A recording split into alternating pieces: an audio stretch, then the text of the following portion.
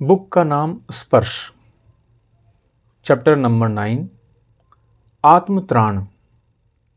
रविंद्रनाथ ठाकुर।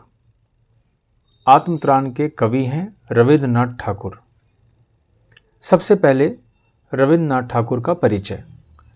6 मई 1861 को बंगाल के एक संपन्न परिवार में जन्मे रविंद्रनाथ ठाकुर नोबेल पुरस्कार पाने वाले पहले भारतीय हैं। इनकी शिक्षा दीक्षा घर पर ही हुई। छोटी उम्र में ही स्वाध्याय से अनेक विषयों का ज्ञान अर्जित कर लिया। बैरिस्ट्री पढ़ने के लिए विदेश भेजे गए, लेकिन बिना परीक्षा दिए ही लौट आए। रविंद्रनाथ की रचनाओं में लोक संस्कृति का स्वर प्रमुख रूप से मुखरित होता है। प्रकृति से इन्हें गहरा लगाव था। इन्होंने लगभग 1000 कविताएं और 2000 गीत लिखे हैं। चित्रकला, संगीत और भाव नृत्य के प्रति इनके विशेष अनुराग के कारण रविंद्र संगीत नाम से एक अलग धारा का ही सूत्रपात हो गया। इन्होंने शांति निकेतन नाम की एक शैक्षिक और सांस्कृतिक संस्था की स्थापना की। यह अपनी तरह का अनूठा संस्थान माना जाता है। अपनी काव्यकृति गीतांजलि के लिए नोबेल पुरस्कार से सम्मानित हुए। रविंद्रनाथ ठाकुर की अन्य प्रमुख कृतियां हैं नैवेद्य, पूर्वी, बलाका, शनिका, चित्र और सांध्य गीत, काबुलीवाला और सैकड़ों अन्य कहानियां, उपन्यास, गोरा, घरे बाइरे और रविंद्र के निबंध। पाठ प्रवेश। तैरना चाहने वाले को पानी में कोई उतार तो सकता है, उसके आसपास भी बना रह सकता है, मगर तैरना चाहने वाला जब स्वयं हाथ पांव चलाता है तभी तैराक बन पाता है। परीक्षा देने जाने वाला जाते समय बड़ों से आशीर्वाद की कामना करता ही है। बड़े आशीर्वाद देते भी हैं, लेकिन परीक्षा तो उसे स्वयं ही देनी होती है। इसी तरह जब दो पहलवान कुश्ती लड़ते हैं तब उनका उत्साह तो सभी दर्शक बढ़ाते हैं, इससे उसका मनोबल बढ़ता है, मगर कुश्ती तो उन्हें खुद ही लड़नी पड़ती है। प्रस्तुत पाठ में कवि गुरु मानते हैं कि प्रभु में सब कुछ संभव कर देने की सामर्थ्य है, फिर भी वह यह कतई नहीं चाहते कि वही सब कुछ कर दें। कवि कामना करता है कि किसी भी आपद विपद में, किसी भी द्वंद्व में सफल होने के लिए संघर्ष वह स्वयं करे, प्रभु को कुछ न करना पड़े। फिर आखिर वह अपने प्रभु से चाहते क्या हैं? रविंद्रनाथ ठाकुर की प्रस्तुत कविता का बंगला से हिंदी में अनुवाद श्रद्धेय आचार्य हजारी प्रसाद द्विवेदी जी ने किया है। द्विवेदी जी का हिंदी साहित्य को समृद्ध करने में अपूर्व योगदान है। यह अनुवाद बताता है कि अनुवाद कैसे मूल रचना की आत्मा को अक्षुण्ण बनाए रखने में सक्षम है। आत्मत्राण। विपदाओं से मुझे बचाओ, यह मेरी प्रार्थना नहीं, केवल इतना हो करुणामय, कभी न विपदा में पाऊं भय। दुख ताप से व्यथित चित्त को न दो सांत्वना नहीं सही, पर इतना होवे करुणामय, दुख को मैं कर सकूं सदा जय। कोई कहीं सहायक न मिले तो अपना बल पौरुष न हिले। हानि उठानी पड़े जगत में, लाभ अगर वंचना रही तो भी मन में न मानूं क्षय।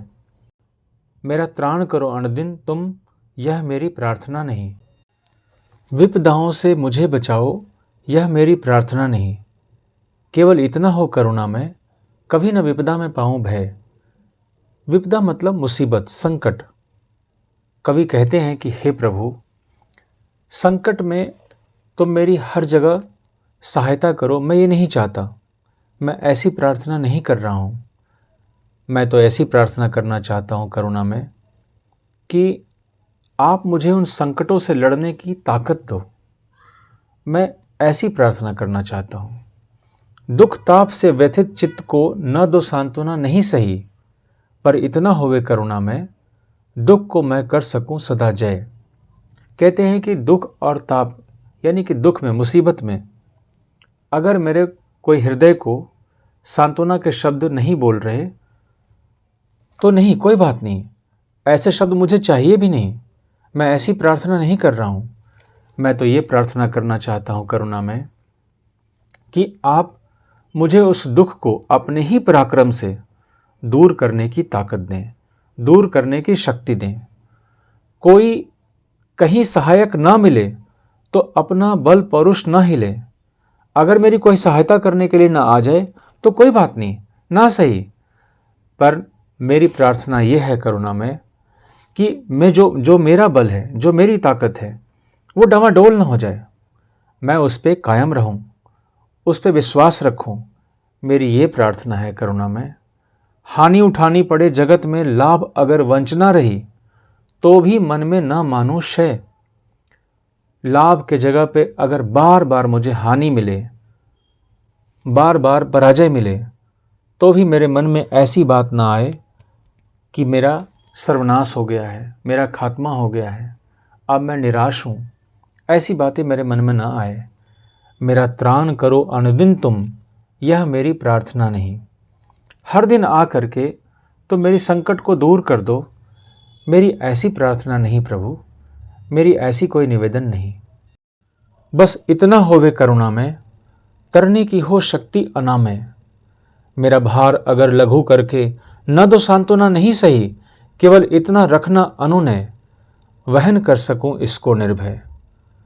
नत शिर होकर सुख के दिन में, तब मुख पहचानूं छिन छिन में। दुख रात्रि में करे वंचना मेरी जिस दिन निखिल मही, उस दिन ऐसा हो करुणा में, तुम पर करूं नहीं कुछ संशय।